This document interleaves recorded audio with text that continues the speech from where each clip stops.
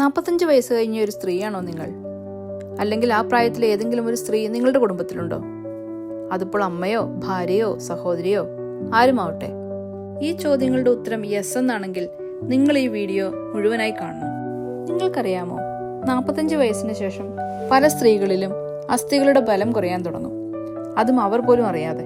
പെട്ടെന്ന് വരുന്ന പുറംവേദന, ചെറിയൊരു വീഴ്ച, അല്ലെങ്കിൽ ചെറിയൊരു വഴുതലിൽ പോലും അസ്ഥികൾ പൊട്ടുക, ഇതൊരു പക്ഷേ ഓസ്റ്റിയോപൊറോസിസ് എന്നൊരവസ്ഥയാകാം.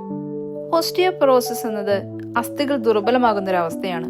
ശരീരത്തിലെ എല്ലാത്തരം എല്ലുകളെയും ഇത് ബാധിച്ചേക്കാം. ചെറിയൊരു ആഘാതത്തിൽ പോലും എല്ലുകൾ ഒടിയുന്നൊരവസ്ഥയിലേക്കാണ് ഇത് നയിക്കുന്നത്. ആദ്യ ചിത്രത്തിൽ കാണുന്നത് പോലെയാണ് ആരോഗ്യമുള്ള ഒരു അസ്ഥിയുടെ ഘടന. സാന്ദ്രതയുള്ള ഒരു സ്പോഞ്ച് പോലെ തോന്നും. എന്നാൽ രണ്ടാമത്തെ ചിത്രത്തിലേക്ക് വരുമ്പോൾ ഓസ്റ്റിയോപൊറോസിസ് ബാധിക്കപ്പെട്ട ഒരു അസ്ഥിയുടെ ചിത്രമാണത്. അതിന്റെ സാന്ദ്രത കുറഞ്ഞിരിക്കുന്നു, സ്പോഞ്ചിന്റെ വിടവുകൾ വലുതായിരിക്കുന്നു. അസ്ഥിയുടെ സാന്ദ്രത അഥവാ ബോൺ ഡെൻസിറ്റി ടെസ്റ്റുകളാണ് ഈ രോഗനിർണയത്തിന് ഉപയോഗിക്കുന്നത്. തുടക്കത്തിൽ പറഞ്ഞതുപോലെ 45 വയസ്സ് കഴിഞ്ഞ സ്ത്രീകളെയാണ് ഇത് കൂടുതലായി ബാധിക്കുന്നത്. അതിനുള്ള പ്രധാന കാരണം ആർത്തവ വിരാമം അഥവാ മെനോപോസ് ആണ്. നമ്മുടെ അസ്ഥികളെ സംരക്ഷിക്കുന്ന ഒരു ഹോർമോണാണ് ഈസ്ട്രജൻ. എന്നാൽ ആർത്തവ വിരാമത്തിന് ശേഷം സ്ത്രീകളിൽ ഈ ഹോർമോണിന്റെ ഉൽപാദനം ഗണ്യമായി കുറയുന്നു. അതുകൊണ്ട് തന്നെ ഈ പ്രായമുള്ള സ്ത്രീകളിൽ വളരെ പെട്ടെന്ന് എല്ലുകൾക്ക് ബലക്ഷയം സംഭവിക്കുന്നു. ഓസ്റ്റിയോപൊറോസിസിന് കാരണമായേക്കാവുന്ന മറ്റു ചില കാര്യങ്ങൾ കൂടിയുണ്ട്. ഭക്ഷണത്തിലൂടെ കിട്ടേണ്ട കാൽസ്യത്തിന്റെ കുറവ്, സൂര്യപ്രകാശത്തിലൂടെ കിട്ടേണ്ട വൈറ്റമിൻ ഡിയുടെ കുറവ്, വ്യായാമമില്ലാത്ത ജീവിതശൈലി, ഇതൊന്നും കൂടാതെ പാരമ്പര്യവുമാവാം. ഇത് സ്ത്രീകളെ മാത്രം ബാധിക്കുന്ന ഒരു അസുഖമാണെന്ന് വിചാരിക്കേണ്ട. താരതമ്യേന സ്ത്രീകളിലാണ് കൂടുതലെന്ന് മാത്രം.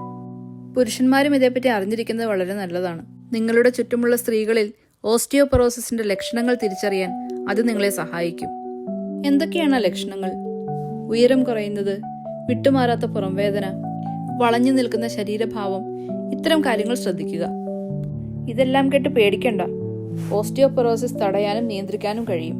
Prevention is better than cure എന്നാണല്ലോ. ഓസ്റ്റിയോപൊറോസിസ് തടയാൻ എന്തൊക്കെയാണ് ചെയ്യാൻ കഴിയുക എന്ന് പറയാം. ആദ്യം തന്നെ ഭക്ഷണത്തിൽ കാൽസ്യത്തിന്റെ അളവ് കൂട്ടണം.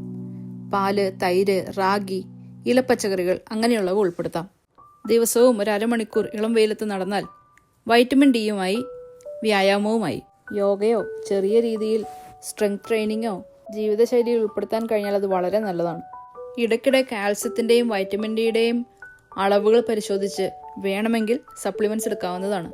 കൃത്യമായ ഇടവേളകളിൽ ബോൺ ഡെൻസിറ്റി ടെസ്റ്റ് ചെയ്യുന്നത് ഈ രോഗത്തെ ആദ്യ സ്റ്റേജിൽ തന്നെ തിരിച്ചറിയാൻ സഹായിക്കും. ആരോഗ്യകരമായ ശീലങ്ങൾ പരസ്പരം പ്രോത്സാഹിപ്പിക്കുന്നതിനും പിന്തുണയ്ക്കുന്നതിനും കുടുംബത്തിലെ എല്ലാവർക്കും മുൻകൈ എടുക്കാം. നമ്മുടെ പ്രിയപ്പെട്ടവരുടെ ആരോഗ്യം നമ്മുടെ കൂടെ ഉത്തരവാദിത്വം. ഒരുമിച്ച് വ്യായാമം ചെയ്തും ജോലികൾ പങ്കിട്ടെടുത്തും പോഷകമൂല്യമുള്ള ആഹാരം ഒരുമിച്ചുണ്ടാക്കിയും കഴിച്ചും നമുക്ക് ആരോഗ്യത്തിലേക്കുള്ള ആദ്യ പടി വയ്ക്കാം. ഈ വീഡിയോ ഉപകാരപ്രദമായി തോന്നുന്നെങ്കിൽ ദയവായി ഷെയർ ചെയ്യുക. വീണ്ടും ഒരു പുതിയ വീഡിയോയുമായി കാണാം. ബൈ.